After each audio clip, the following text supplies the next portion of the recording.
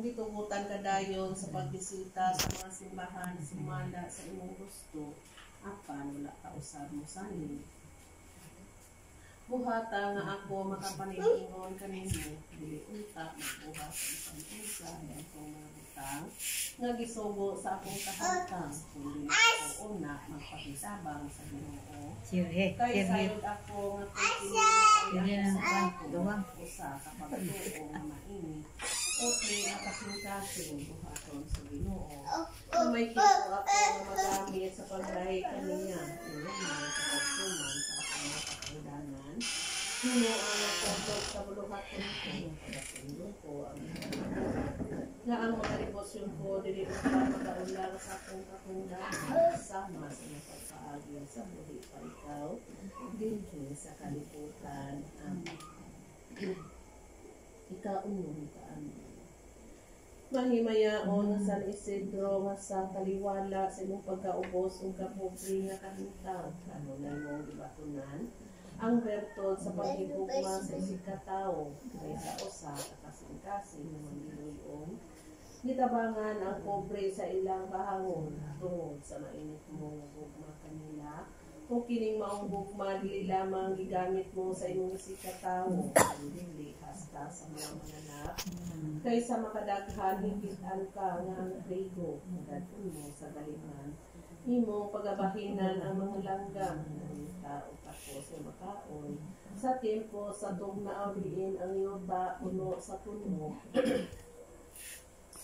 buhata ang kasing-kasing ko nga magdilaabing kalayo sa pag-igugma sa akong sikataw aron ko matuman ko kining sugo sa manunukos nga sa kanunay ipamulong niya sa mga tao sa pag-ingon na maghigugma ay ang usa o usa sabangan ko ang akong sikataw sa iyang mga kalisod ug kahamon kung dili unta ako abuton og kataka sa paglipay kaniya sa iyang mga tagul-anan buhata nga kining espiritu sa pag-igugma maoy maghari sa akong kasing-kasing kay kini nga gugmaha maoy timaan upati kanaga nga pagailhan ni Kristo sa pagkaanak o pagkatinunan niya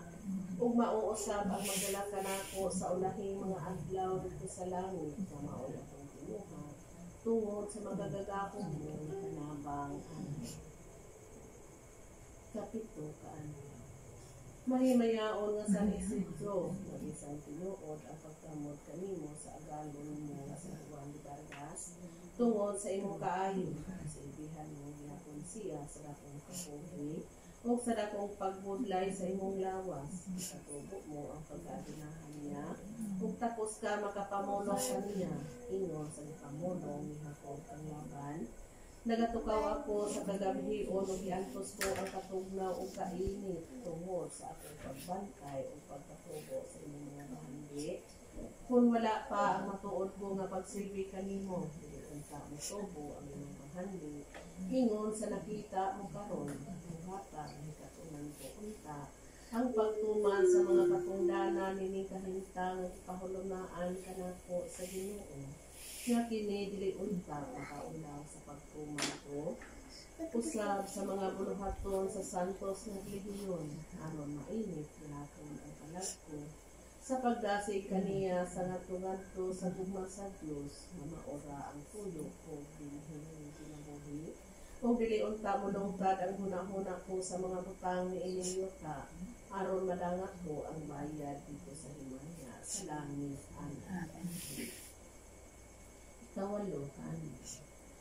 Mahimayaon nga San Isidro masukat pa sa imong pagkabata ano na higugma ang bertod ug gibatunan mo siya hasta sa imong pagkatigulang pasiyaman katuig ang imong edad nga dinhi niini gikuha padayon sa Ginoo dinhi sa kalibutan aron sa pagbalo sa imong mga bertodis buhatan ang napadayon ako sa pagsigugma sa bertod nagikan karon mo ko na pagahuktan tungod sa imong panabang gilauman ko nga tagaan ako sa Ginoo sa grasya sa pagpadayon sa mga buhat na maayo hasta sa akong kamatayon ug tungod niini pagsantoso namo ang among mga liho kong tanan nga mahimo sa among tibuok ng kinabuhi sa ako santos ko ng gugma nga kutob karon magakanunay nako sa pagkumpisa o pagkalawa aron para ko sa Ginoo sa kalig-on sa pagtumaning ang saan o pagdaog ko sa mga kanulay o salawa sa kaulay sa akong kalag unang niya ni santos ko matinguha kasiyang mahimayaon nga sa Isidro ang Diyos na buot na makabayad kanina sa usa ka himayan ay katapusan balo sa imong mga virtudes dinhi sa yuta sa kasantos o katarong sa imong kinabuhi gihimo niya nga sa tapos na sa kapatan tuig sa paglubong sa imong santos nga lawas sa sinideryo sa parokya ni San Andres ug sa walay tawo nga nasayod sa dagat nga gibutangan nining mahal nga bahanin pahayagan sa Dios ang usa ka bulahan nga babaye nga maoy nagatultol sa dakit nga gibutangan sa santos mo nga lawas nga kini giubanan sa daghan ug dagko unon nagro nga maoy nagamatuod nining iyang pagpuan